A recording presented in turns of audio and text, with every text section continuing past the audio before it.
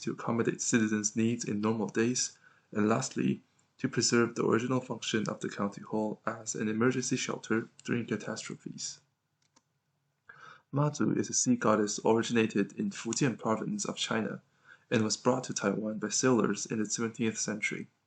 Since then, she has gradually evolved from a sailor's guardian to a guardian for general publics against all kinds of modern precarities. My research focuses on Daxiao pilgrimage, stars in Taichung, an exceptional 9-day annual religious urban-scale activities when believers, together with citizens, transgress laws and regulations to bring all the domestic programs outward by transforming cities and towns into collective workshops through modes of commoning that facilitate the pilgrimage.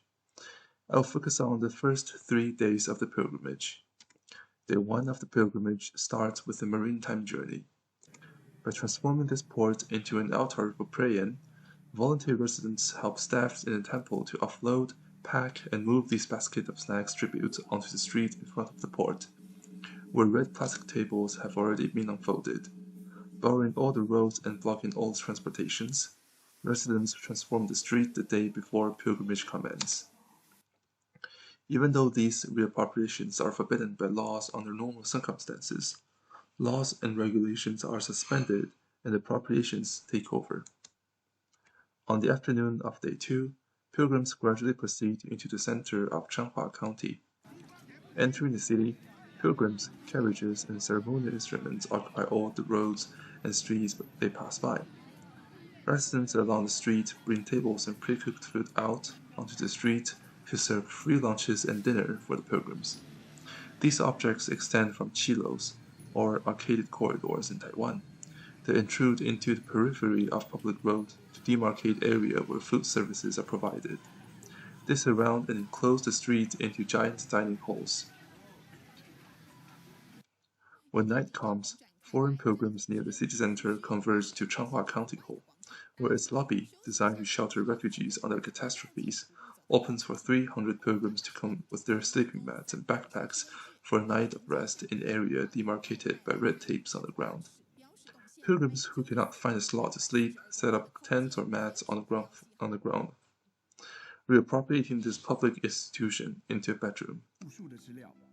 Pilgrims who are away from the county hall would borrow empty chilos and shrines beside the street for sleeping.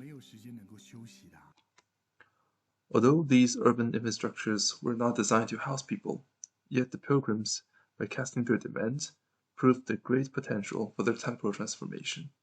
Chilo, the arcaded corridor on each side of the street, has become the ambivalent, semi-private, semi-public space for pilgrims to design their rituals. Passing the urban area and proceed into the rural part of Changhua County on Day 3, pilgrims will encounter a group of residents living in the same community who gathered before the pilgrimage to transform their parking lot into a rural kitchen. They collect tables, tableware, and cooking equipment from available residents, and bring interior facilities such as water pipes and grass tanks out to set up this outdoor kitchen. They collectively clear the area to construct canopies, forming this self-governing food workshop sustaining the pilgrimage. As shades are luxurious in rural areas, pilgrims sit compactly on the billboards to have their lunch, turning anywhere suitable into a dining ground. I'm learning from architectural elements housing the pilgrims and allowing reappropriations to propose an urban temple house for collective transgressions. The 3 archetypes I extracted are chilos, billboard, and canopy. They are similar in form of arcades, yet different in dimension and spatial quality implies different ranges of non-prescribed programs. The design modifies and expands Changhua County Hall into a Mazu temple during the pilgrimage and an open public space in the rest of the year. The county hall is not simply a locus where citizens converge for administrative and civil activities, but also an empty shelter for any state of exceptions. The county hall locates along the main pilgrimage route, and itself has already been slightly reappropriated by pilgrims in the past for sleeping. Considering its centrality, proximity to Chilo, its open foreground and atrium designed for emergency shelter, makes it a good place to bring arcaded elements into the county hall, where potentials of reappropriations and transgressions are embedded, resulting in a public space containing two states of exceptions. Expanding from the original buildings are layers of columns with increasing densities. These arrays of columns form arcades of different dimensions. The atrium inside the county hall has the highest arches and greatest span, while the periphery layer has the lowest arches and smallest span, sharing similar spatial characteristics as the chilos on the opposite side of the street. The difference in dimension creates multiple lighting conditions. This suggests various yet undetermined programs for pilgrims and citizens. Utilizing the existing topography, I redesigned the approach from the street to the county hall. Stairs with rectangular profiles follow the column to create elevational changes from outside to inside. These stairs reiterate the symmetricity of the temple house. The interior wall of the house are demolished, and all four partitions are made for the four auxiliary rooms on each side. And the highest platform at the end of the axis serves as Mazu's carriage resting place. The design strategy imitates the plan of the typical Mazu temple to create a temple-like illusion, which is symmetrical on the central axis with rooms annexed on both sides, while Mazu's altar is located at the upper center of the temple. The ritualized upward and downward approach in the Mazu temple is obvious when looking at its section.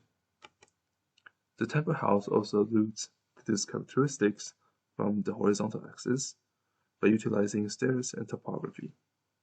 If a pilgrim visits the temple house via its foreground, he or she will step up and down to the atrium and up again to reach the interior of the temple house, while pilgrims inside will experience a similar sequence when approaching the platform where Mazu's carriages will temporarily sit. The gradient arcade pattern of the ground floor ceiling is demonstrated in this clumpshell drawing. The height and span of arcades grow from outside to inside.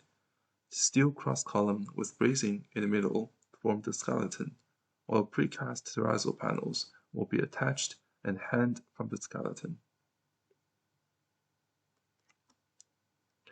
The precast terrazzo ceiling and ground panels gradient in tone, creating a visually ritualized approach from periphery to the center. Beneath the arcade ceiling resonates a ring of dent in between two rows of columns.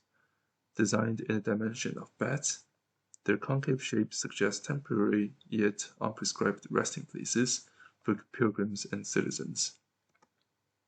All the terrazzo panels are made using recycled demolished tiles as aggregates. Aggregates will get darker and finer crushed from exterior to interior, as the typical Mazu temple would apply to capture the approach to sacredness, enhancing the state of exception. On a pilgrimage day, when road barriers are placed to demarcate the boundary of the errant transgression, spatial appropriations will no longer be limited to one side of the street around the county hall, but embrace the public road from both sides, from the temple house and the opposite Shiloh simultaneously. Finishing suppers, pilgrims follow the central axis of the temple house to experience the ritualized approach. Underneath the arcade ceiling, pilgrims lay out their sleeping bags, rest, and prepare for ceremonial performances that will soon commence in the interior atrium. Just behind the central atrium, on the highest platform, Mazu statue and carriages sit in the middle surrounded by pilgrims performing traditional dances and musics. After the ceremony concludes at the end of the day, tired pilgrims with their sleeping bags and thin mats occupy the floor, enclosing the statue. On a normal day, citizens and the government may turn these interior platforms for community activities, such as charity fair and indoor cafe, bringing publicity into this previously administrative center. Stepping outside, citizens may also occupy the exterior arcade space and turn them into venues for Chinese chess competitions, community classrooms, or simply spaces for casual meetings and gatherings. However, it is also important to note that during some occasions when the government announces state of emergencies, the space is also emptied out and petitioned to shelter any catastrophes and exceptional events. Economic stagnation, unforeseeable future, political turbulence, social alienation, and dilution of self-identities are among the most troublesome precarities in the Taiwanese society. Yet beyond these miseries, I have observed significant growth in Mazu followers. Perhaps what really makes the pilgrimage a therapy to these modern precarity is not Mazu herself, but the transgressions and commonings that embrace the moments of ruptures and suspensions of norms. By combining a formless, unpredictable emergency shelter with a formalized, choreographed temple, the temple house opens up this indeterminate space to the public, yet embracing all these transgressions and publicness under the government's supervision. Henceforth, the temple house is not only a project for Mazu pilgrimage, but an exceptional, experimental approach to stitch the wound brought about by modern precarities in Taiwan.